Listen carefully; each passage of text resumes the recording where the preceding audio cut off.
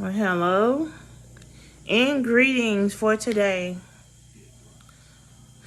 Oh man, I just walked to the store. That was a long ass walk. And the sun is out today, I'm glad the sun is out. Because usually when I go outside, it be cold outside for some reason, and it's the month of April. And I don't ever remember it being cold outside in April. It's crazy. But yeah, I'm going to tell a story time, okay, about the kind of feelings that I had inside of me when I first moved over here in the suburbs. And I call it the suburbs of Houston because I'm over here, like I said once before, where all the expensive restaurants are. I have even seen a YouTuber. I've seen Mr. Damien Cryer twice at this particular Walmart that's over here right by my apartment complex. And even got his autograph once. Me and my daughter. But yeah, and that was good memories. Yeah, I'm over here with all the expensive restaurants. A couple of famous people do go here to this particular Walmart. And Walmart and Target is over here in my community. Yeah, Walmart happens to be one of my favorite stores. But anyway, I'm going to say this story time has to do with my ex of 5 years. Now, what had happened was, once I first moved over here in 2020,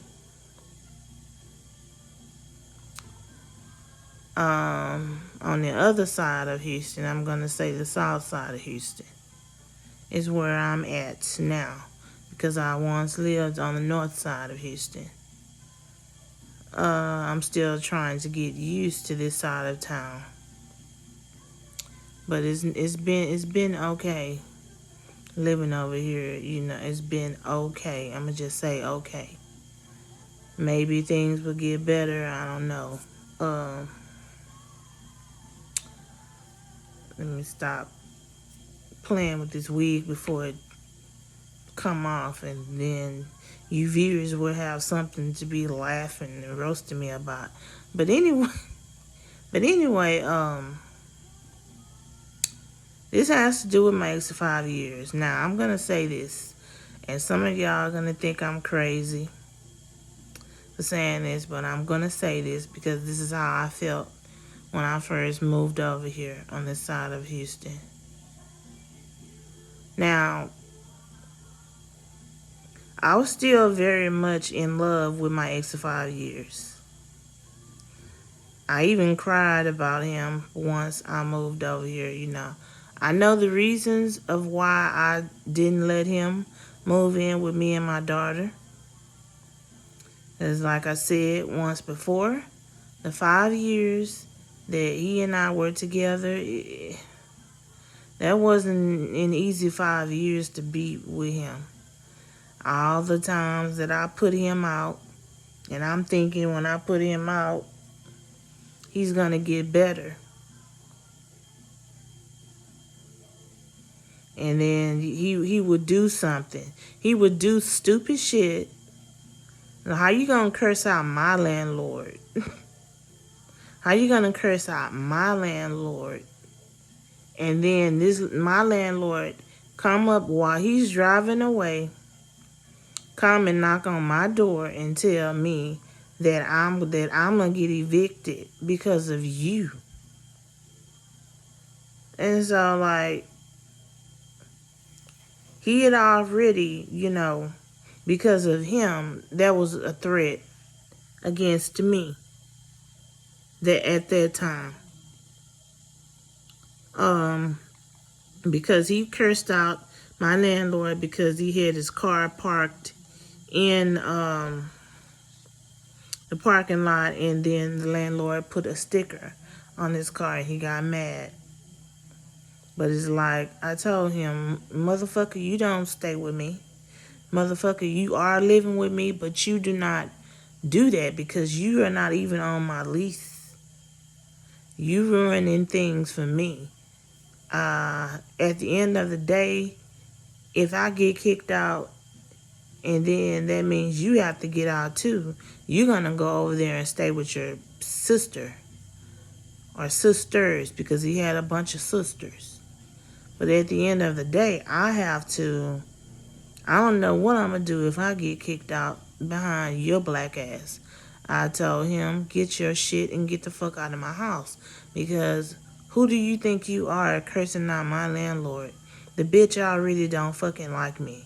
And you gonna do some shit like that? Trying to ruin my place to live? Like, he's like, but you don't understand. I was like, I don't need to understand shit. Get your shit and get out. Get your shit and get out. And I've made a story time about that once before, with the fact of the matter that my landlord called the police on me and him at that time. She called a woman police for me, and she called a man police for him. But his bitch ass had already drove off. And then he gonna come back later on that day thinking that he was gonna lay down and take a nap and still live there. I told him, you gotta go. Then he gonna come back to pick up the rest of his shit, and his sister gonna say one thing to me over the phone, telling me that he's stupid. He don't have no reason. He don't have no business ruining your chances of having a place to live and a roof over you and your daughter's head. And then he comes back, when he comes back to get the rest of his clothes and shit, and tell me that his sister told him, fuck my landlord and fuck me.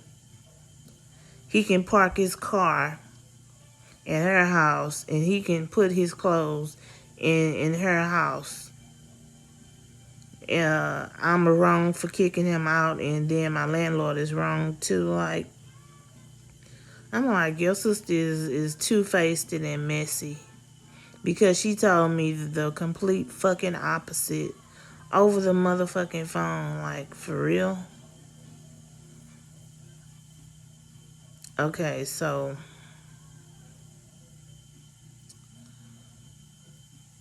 back to what I was saying. When I first moved here, like I said, I cried over this nigga. I cried because, even though our relationship was bittersweet, there wasn't a lot of good times. There was good and bad times. But he had demons within him, because sometimes he would get upset about some shit and he would snap on me just for no reason. And that's when I would tell him, I would make him leave. I would kick him out, because what you're not gonna do is like take it out on me, whatever it is. Like, he was mad one year because he had to keep going to court for something, and then they threatened to put his ass in jail, which they did anyway. And he was taking that shit out on me. But the fact of the matter, what I'm talking about, is because I cried back in 2020 once I moved over here, because I still missed him. And there were times when I thought about calling him and giving him my location, and like still having him to come around, but I'm glad that I didn't. And I ain't gonna lie, I'ma just say this, and y'all, you viewers can think however you want to think. The majority of the reason why I wanted to still have contact with him, and I was thinking about giving him my location, was because of the fact that it was something sexually that he used to do to me that I really did used to like. So I thought about like calling him one day and giving him my location and asking him to come over for that, for something sexual. Now, I know some of you are probably thinking, well, you would be using him. You would be using the shit out of him if you would have done that. Yeah, I would have, but I didn't care at the time. It was something he used to do to me sexually that I really did miss. Besides the fact of the matter that I did miss him, on top of everything, I missed him very, very much. I did. But it's something that he used to do to me. And we were together for those 5 years that I really did miss. And I thought about calling him, giving him my location, but I'm so glad. I'm so very glad I didn't. Because I know in my heart, if I would have done that, once he would have got in my house, this nigga probably would have tried to kill me. He probably would have strangled me. And, I just simply because he would have been upset with me because I didn't let him move with me. I kept him over there in the ghettos of the north side of Houston, the gutter part of Houston on the north side. And he thought he was moving with me and my daughter. And, I had to let him know, you're not moving with us. He have a lot of demons inside of him that he has to fight. And he is crazy. And he is like, he was never right for me. I mean, I guess I stayed in the relationship with him that long because I wanted it to work. I really did want it to work, but it was one thing after another. If he wasn't always getting his ass whooped because he couldn't fight, he was always coming back to the house with black eyes, busted lips, and telling me that he got jumped on, beat up, and all this type of shit. Then he would see dudes come at me and wrong and curse me out. And he would be standing there and he would be acting like he would be scared to defend me. I don't need no man like that. I need a man in my life that's going to defend me whenever I'm in a situation like that. And on 3 or 4 occasions, I have been in situations like that. And he was standing right beside me and he did nothing at all. So, it was time for us to part ways, but part of me really did cry because I did miss him. But like I said, more than anything, it's something that he used to do to me sexually that I really did miss. But I'm so glad that I used my mind. My second mind told me don't do it. Because I just knew that this nigga would be holding a grudge and he'll be sitting up there trying to really kill me. I can remember one Valentine's Day, he bought me something. And then just because I said something to him that he didn't like, he tore up the flowers, and he threw the candy across the room.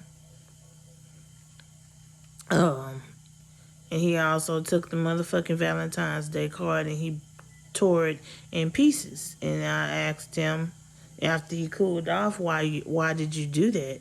He's like, because you hurt my heart.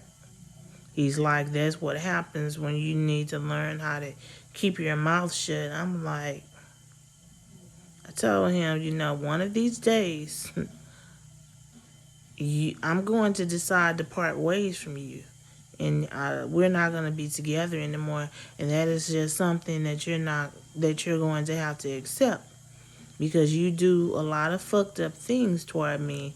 And I just sit there and I accept it. But yeah, that is what I wanted to say. Is like, when it comes down to my ex of 5 years, it's like every person that is a bad apple in a relationship, they have their good characteristics and they have their bad, their good side and their bad side. But it's something that he used to do to me. And like, it would have been wrong of me. Yeah, it would have, to have him to come over just to do that to me. And then I make his ass leave. That would have been wrong of me. So I'm just glad I didn't. Because like I said, he probably would have tried to kill me once I would have told him, okay, now you can go home. Because he would have asked me to spend the night and I would have told him no.